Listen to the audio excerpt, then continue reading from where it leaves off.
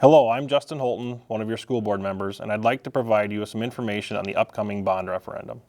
One of the questions I've gotten is, why ask for a building bond now? I promise you this, I didn't get on the school board with the intent of asking you, the voters, for a building bond, especially within my first year. However, after touring the facilities and getting input from our staff, it became clear something needed to be done in the very near future. Hello, I'm Greg Stodhog, the new superintendent here at Hayfield Schools. When I first got here, I received a tour of the building from the current administration. And I walked through this building as the new administrator and as a parent. The major thing that I've done since I've been here is really dive into this referendum to find out what's been going on. And I've learned a lot of things. I've also learned that our school board and former and current administration have put tons of hours into learning everything that they can so they do what's right. Over the past several years, there has never been any extra money to update or in some cases even maintain our facilities. Our custodians have done an excellent job with the limited resources they've had. We've gotten by with patches here and band-aids there. However, we're at a point where that isn't enough anymore. We're living on borrowed time in many areas of our building and need to make improvements in other areas. The $24 million referendum is really broken down into three parts. The QZAB money is part one of the process. It's federal money that we receive at 0% interest for 20 years. We were one of 11 schools in the nation and the only school in Minnesota to be awarded the interest-free QZAB bonds. The interest savings on this portion of the project will save you, the taxpayers, around $2.2 million over the life of the bond. The savings could be even higher depending on interest rates. The QZAB dollars won't cover the entire scope of the project and can only be used in certain areas. That's why we're asking you for the building bond on September 11th.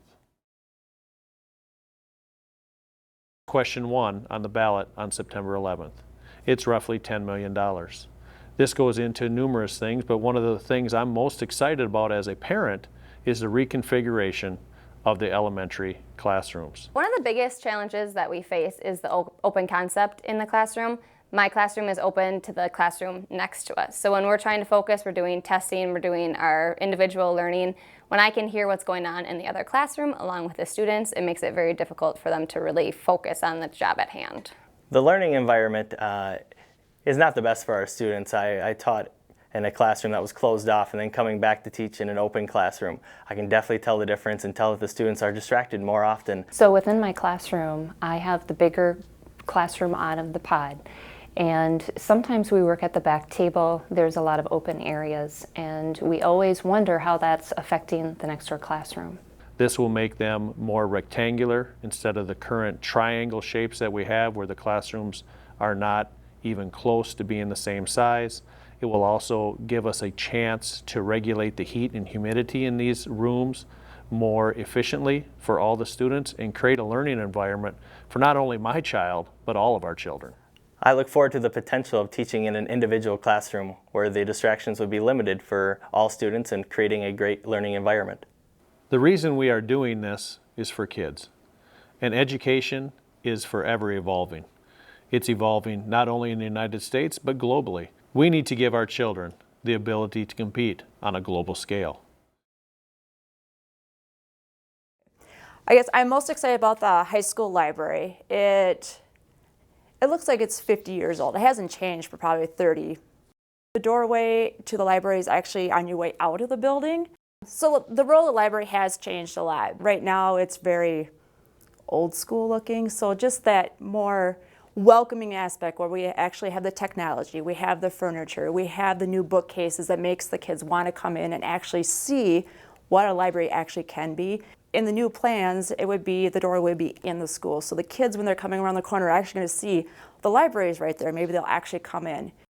We'll be helping our students, we're helping them prepare for college and their careers. Elementary library, one drawback I have from it is when it's lunchtime and recess time, it gets very loud in the hallways. Kids are excited to go outside. And when I have a class at that time in the library, or when other teachers are bringing in their students to read and do accelerated reader, it's very hard to concentrate when we have all that noise outside. Kids want to stand up and see what's going on the other side of the bookcases. So the new library and media center will be more conducive to learning. The kids will be able to concentrate a little bit more with less noise, and the collaboration will be easier because they're not concentrating on the noise outside. They're concentrating on their small group together there. In working with children with special needs, I've had to deal with the bathroom facilities. I do work with a child with cerebral palsy. She does have a hard time using the facilities here. By updating the bathrooms here at Hayfield, it will not only help the special needs children, but it'll help all students. And the number one thing on question 2 in my mind, and probably all of our minds, is safety and security. My number one job as building principal is student safety. I want to make sure students are safe every single moment that they're in this building. This past school year, we had 2 incidences in which we had strangers enter the building without permission. Really emphasized the need for more updated security, including a secure entrance in front of the high school. In this world we live in today, I think we all want and deserve a safe and secure environment for our children, our teachers, our staff, our parents that are coming and going on a daily basis. The need for visitors to enter the building through the office is very critical for the security of this building. I would love to have the feeling that my children are safe and secure when I drop them off at the door in the morning.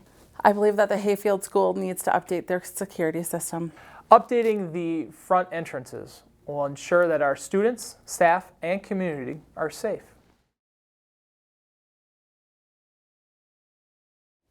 Having practices in the fall with volleyball especially, and in the summer with basketball leagues and whatnot, present a little bit of a problem with the heat in the gym currently without air conditioning. We've had a couple instances where we've had to cancel games in the summer because the floor's been too wet, and volleyball practices had to be cut short because of the humidity in the gym during their fall practices. Spend a lot of time in that gym with basketball practice and then even baseball practice, inside practice with the springs here in Minnesota. We're always inside, and it gets sticky in there. It gets very humid very quickly. You start packing the stands with fans, and it's hard to control the temperature in that gym. So to have a more controlled environment in our gym would be very beneficial to not only them, but the people that are watching the games too, when it's warm in there. We've been moved around from room to room throughout the years, and having a space that we could call our own and making our own would be absolutely amazing for us and the kids. The added space would allow us to have more room for meetings. Our dance team would be able to practice on a better floor on a daily basis, and it just our building is used a lot, and it just gives us more flexibility with scheduling.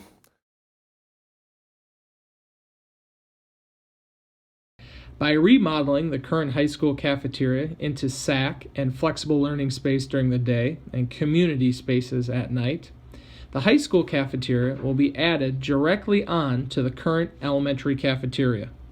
This addition of a new high school cafeteria allows us to remodel the dishwashing room, which is in need of many upgrades. It also creates a space that is open, making an inviting space for our students to eat during the day and for community members to use at night. The remodeling of the cafeteria area should eliminate many of the traffic flow problems that currently exist in our serving lines. If you've ever been in the building after hours from 3 to 6, there are a lot of activities going on. We have Just for Kicks, chess club, athletics, both at the high school and elementary levels, and other community education activities. Repurposing the high school cafeteria allows us to better host many of the community events that are in our building on a daily basis. I'm Denise. I work in the kitchen. As the assistant cook, I've been here 15 years. I haven't seen any improvements, updates. We have people working in 5 different areas, have more counter space, so we're all working together instead of here, here, here, and here. I don't think there is. The ventilation, I don't think there is any. It gets hot, hot, hot, hot, even with the ovens off. The floor in the cooler. You walk in and you go, squoosh. None of us in the kitchen will step the first foot 18 inches in the door because you go squoosh and you're too afraid. Today, families have the opportunity to school shop. With open enrollment, families can live somewhere and go to school wherever they want. I had a prospective family come and tour the district today. This family is moving into the Hayfield School District. However, they are school shopping. A couple of the comments the family had was how goofy the elementary classrooms looked, and also numerous comments on how hot and humid the building was in general. The first thing that's going to catch their eye is the appearance. And there are some things, especially in the elementary classrooms, and the heat and humidity of all the buildings, that parents are going to be concerned about. We have prospective families all the time come in for a tour. This one happened to be in our own district.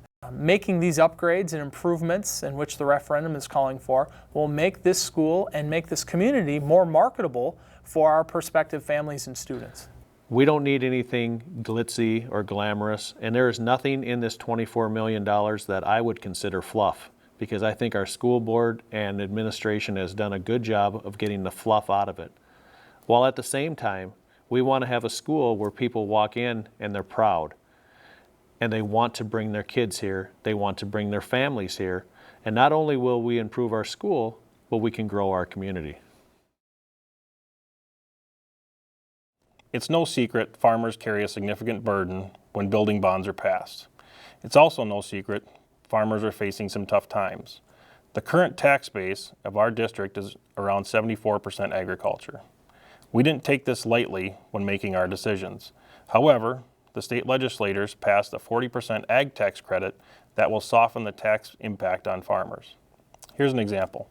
On a non-homesteaded acre of land with an assessed value of $6,000 an acre, the estimated net tax impact of the entire project is a tax increase of around $2.67 per acre over what they're currently paying.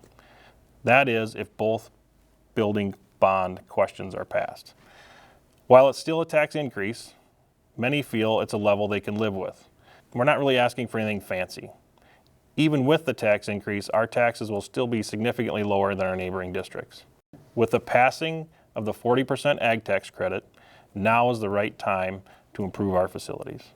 I've mentioned the tax impact on farmers and small businesses, but what about residential properties? I wish I could tell you that the state passed something to help you, but unfortunately that is not the case. However, there are several property tax rebates available to you. If you refer to our school website, you'll see in our tax impact calculator, the link for that, there's valuable information about the tax rebates. So what's the tax impact on a residential home? To keep it simple, I'll use a residential property with an assessed value of $100,000. The overall net tax impact, if both questions were to pass, is a tax increase of $83 a year, or around $7 a month. It's important to note, when calculating all of my tax impacts, that I took into consideration the expiring bond referendum and the impact of the new QZAB bonds. My numbers will be a little different than what the tax calculator shows, because that only shows the impact of the two questions if they were to pass. Whereas the replacing of the old building bond with the new QZAB bonds actually results in a net tax decrease. So you need to net it all together. My goal was to present you some of the facts about our district and inform you of the overall net tax impact of the entire project. Interest rates are at very reasonable levels, very favorable at this time, somewhere in the 2 to 3% neighborhood. Therefore, financing the balance of the project is at a good time right now. With the ag tax credit and the reduction in the state general tax, many rural districts will be looking to pass building bonds in the very near future. Hi, I'm Ron Evian. I'm the retired superintendent from this school district. I spent 35 years in this district as a student and as a former administrator.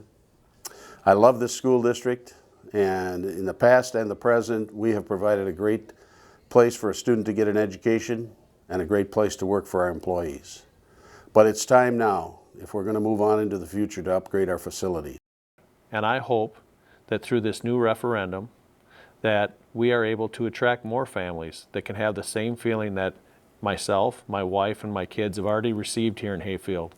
This is a great community, and we only hope to give them a great school too. As someone who's been a community member for 11 years, and for someone who is going to have 2 kids entering this school system very shortly, I want the best for my kids. And I think the number one thing that you could do for your child is invest in their education, and the environment is part of that process, and I just hope that voters will see that.